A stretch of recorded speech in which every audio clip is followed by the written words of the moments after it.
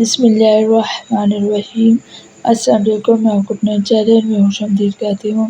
آج کے لیکچر کا عنوان ہے قیاس کی تعریف اور مثالیں۔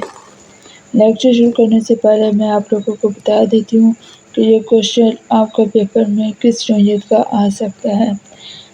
یہ سوال ایف اے سے ایم اے تک کے اسٹوڈنٹ کی بک میں موجود ہے اور یہ موسٹ امپورٹنٹ کوشچن ہے۔ کوشچن آنے کی نوعیت کو آپ نے دیکھنا ہے۔ اگر 20 نمبر کا ہو تو آپ نے اس کو 20 نمبر کے مطابق اٹیمپٹ کرنا ہے، اور ایف اے والوں کے جو اسٹوڈنٹ ہیں ان کے پیپر میں کوشچن 10 نمبر کا آتا ہے۔ ایم اے کے اسٹوڈنٹ جو ہے ان کا اگر یہ کوشچن آ جائے یعنی قیاس سے کیا مراد ہے، اس کے ارکان اور شرائط پر بحث کیجیے اور عصر حاضر میں اس کی دفاعیت پر روشنی ڈالیں، یعنی عصر حاضر میں اس کی کیا اہمیت ہے، اس سے ہمیں کیا فائدہ حاصل ہوتے ہیں۔ تب آپ نے اس کے یہ پورا کوشچن، اس میں 3 موضوع پوچھے گئے ہیں۔ قیاس سے کیا مراد ہے وہ آپ نے ڈیفائن کرنا ہے، اس کے اصطلاحی معنی بیان کرنے ہیں، قیاس کے ارکان اور شرائط بھی بیان کرنے ہیں۔ تو یہ کوشچن کیا ہوا، اس میں 3 ٹاپک ہے، ٹھیک ہے۔ قیاس سے کیا مراد ہے، اس کے ارکان اور عصر حاضر۔ اور اگر آپ کا کوشچن اس طرح آگے کہ قیاس کی تعریف کرے، اس کی اقسام کرے اور یہاں تک آ جائے تو پھر آپ نے عصر حاضر والا نہیں ڈیفائن کرنا۔ اور اگر آپ کا اس طرح آ جائے کہ قیاس کی تعریف کرے، قیاس کے ارکان بیان کرے اور مثالیں بیان کرے، تو تب پھر آپ نے اس کی جو ہے مختلف اقسام نہیں ڈیفائن کرنی۔ آپ نے کوشچن کو پہلے سمجھنا ہے، پڑھنا ہے، پھر آپ نے پیپر کو اٹیمپٹ کرنا ہے۔ اگر آپ اسٹوڈنٹ نے آن لائن کلاسز جوائن کرنی ہے تو دیے گئے نمبر کے ذریعے آپ مجھ سے رابطہ فرما سکتی ہیں، یا اگر آپ کے پاس ٹائم شارٹ ہے اور آپ نے موسٹ امپورٹنٹ کوشچن یاد کرنے ہیں تو تب بھی آپ مجھ سے رابطہ فرما سکتے ہیں۔ اگر آپ نے پاسٹ پیپر PDF فائل کی صورت میں لینی ہے تو تب بھی آپ دیے گئے نمبر کے ذریعے مجھ سے رابطہ فرما سکتی ہیں۔ تو سب سے پہلے جو کوشچن بھی آئے اس کے آپ نے لفظی معنی بیان کرنے ہوتے ہیں، پھر آپ نے اس کے اصطلاحی مفہوم یعنی اس کی ڈیفینیشن ڈیفائن کرنی ہوتی ہے۔ تو قیاس سے کیا مراد ہے، یعنی قیاس کے لفظی معنی کیا ہے۔ قیاس کے لفظی معنی عموماً اندازہ لگانے کے ہوتے ہیں، یعنی برابری کرنے کے ہیں۔ اصطلاحی مفہوم کسی علت متحد کی وجہ سے حکم کو اصل سے فرع کی طرف چلانا کہ جو صرف لغت سے معلوم نہ ہو۔ قیاس کی حجت۔ جمہور امت کے نزدیک قیاس حجت ہے اور شریعت اسلامیہ کا بنیادی چوتھا مؤخذ ہے۔ پہلا مؤخذ کون سا ہے؟ قرآن پاک ہے، دوسرا سنت ہے، تیسرا اجماع ہے اور چوتھا مؤخذ قیاس ہے۔ یعنی اگر ہمیں کوئی مسئلہ پیش آتا ہے، جس طرح عصر حاضر میں کوئی نیا مسئلہ پیش آتا ہے تو سب سے پہلے ہم اس مسئلے کا حل قرآن پاک میں دیکھتے ہیں۔ اگر قرآن پاک میں نہ موجود ہو تو پھر سنت نبی میں دیکھتے ہیں، اگر سنت نبی میں نہ موجود ہو تو پھر ہم اجماع کرتے ہیں، اگر اجماع کے ذریعے بھی ہمیں کوئی حکم معلوم نہ ہو تو پھر ہم قیاس کے ذریعے مسئلہ حل کرتے ہیں۔ جیسے مثال کے طور پر اگر قرآن پاک کی روشنی میں آپ کو بتاؤں تو مثال کے طور پر آپ دیکھ سکتے ہیں کہ کچھ سالوں پہلے کورونا ہوا تھا، تو اس کے مسئلے کا حل ہم نے کس طرح ڈیفائن کیا تھا، کس طرح اخذ کیا تھا؟ قرآن پاک کے ذریعے ہی سے ہم نے اس مسئلے کا حل اخذ کیا تھا۔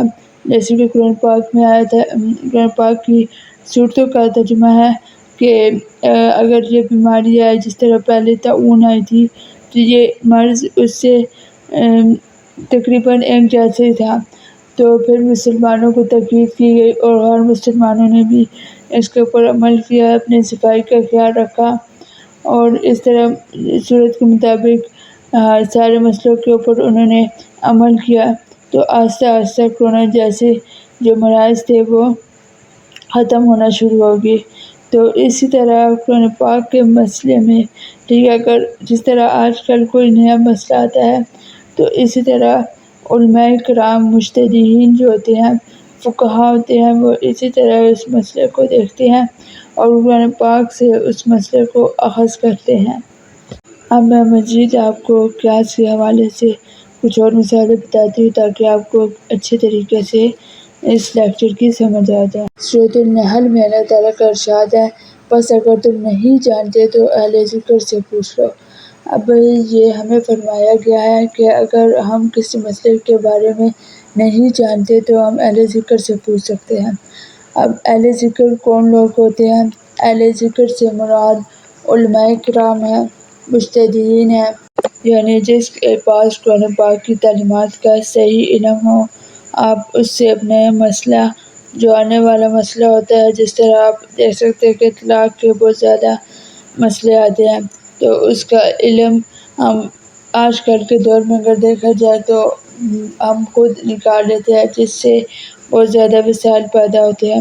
تو ہمیں جو ہے نا، اگر کوئی اس طرح مسئلہ ہماری زندگی میں پیش آئے یا کوئی اس طرح معاملہ پیش آئے تو ہمیں خود سے نہیں اخذ کرنا چاہیے، بلکہ ہمیں علماء کرام اور مجتہدین کے پاس جانا چاہیے اور اس سے اس مسئلے کا حل پوچھنا چاہیے۔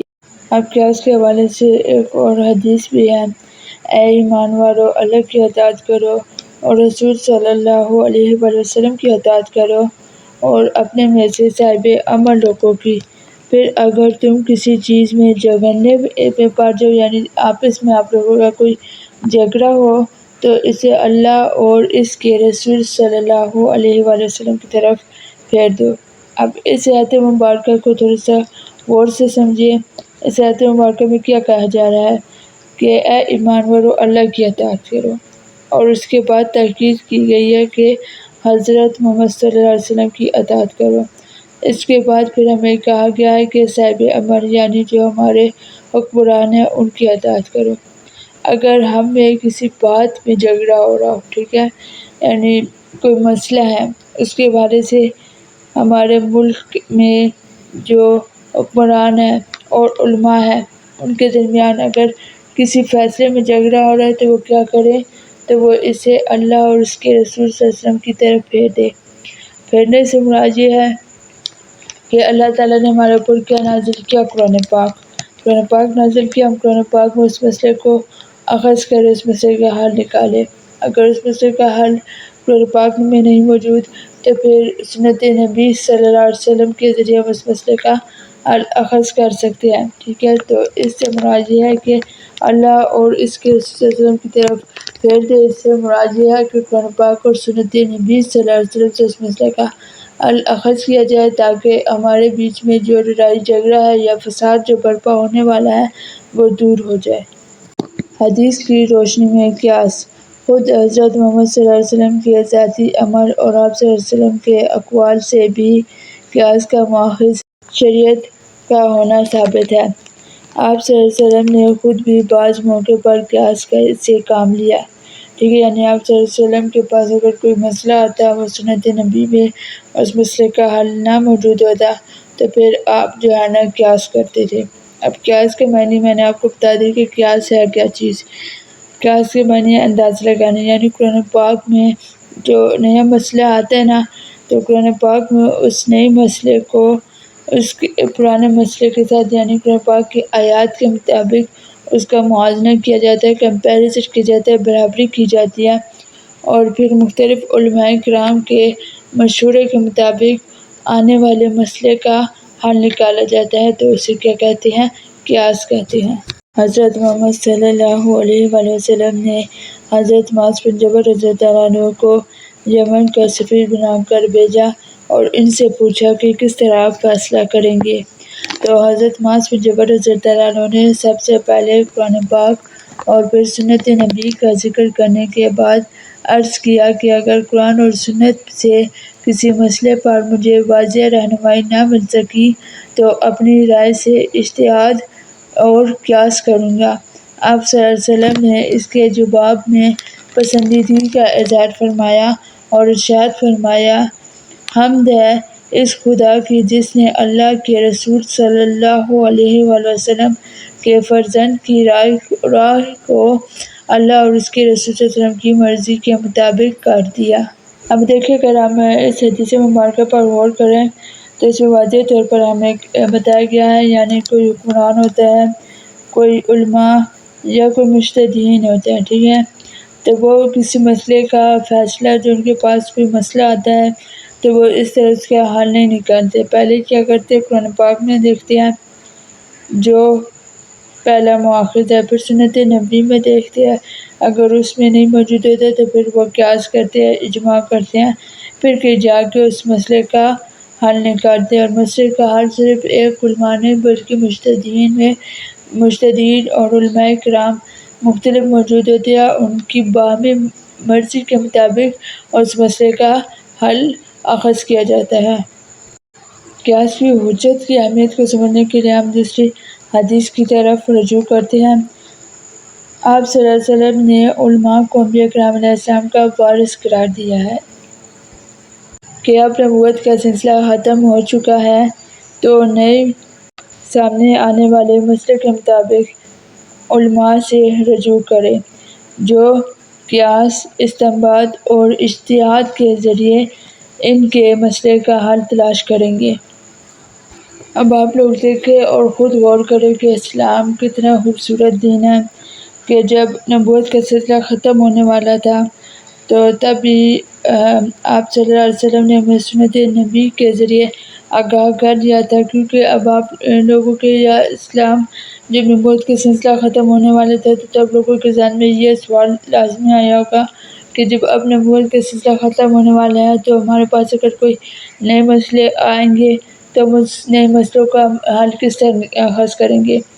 تو وہ بھی ہمارے پیارے نبی حضرت محمد صلی اللہ علیہ وسلم نے وہ طریقہ کار بھی ہمیں بتا دیا ہے کہ اگر کوئی نیا مسئلہ پیش آتا ہے ہمارے سامنے تو ہمیں کیا کرنا چاہیے، علماء کی طرف رجوع کرنا چاہیے، اور وہ پھر کیا کریں گے، وہ قیاس کے ذریعے جو آپ کے مسئلہ درپیش آیا وہ قیاس کے ذریعے اس مسئلے کا استنباط کریں گے، یعنی اس مسئلے کو قرآن، سنت، اجماع اور قیاس کے ذریعے اخذ کریں گے اور آپ کو اس مسئلے کا حل بتائیں گے۔ اسی طرح قیاس کے متعلق متعدد آیات مبارکہ بھی موجود ہے اور حدیث نبی صلی اللہ علیہ وسلم بھی موجود ہے۔ آپ نے اس پہ سے جون سے آپ کو آسان لگ لیا، کم از کم آپ نے پیپر میں 3 مثالیں حدیث کی روشنی میں اور قرآن پاک کی روشنی میں آپ نے اس کو لازمی ڈیفائن کرنا ہے۔ نیکسٹ ویڈیو میں آپ کو بتاؤں گی انشاءاللہ کہ قیاس کی ارکان کیا ہے اور ان کی شرائط کیا ہے۔ تو آپ چینل کو سبسکرائب کر لیں تاکہ آپ کو بر وقت میری انفارمیشن والی ویڈیو مل سکے اور آپ اس سے استفادہ حاصل کر سکیں۔ دعاؤں میں یاد رکھیے گا، اگر زندگی رہی تو انشاءاللہ ملتے ہیں اگلی ویڈیو میں، تب تک کے لیے اللہ حافظ۔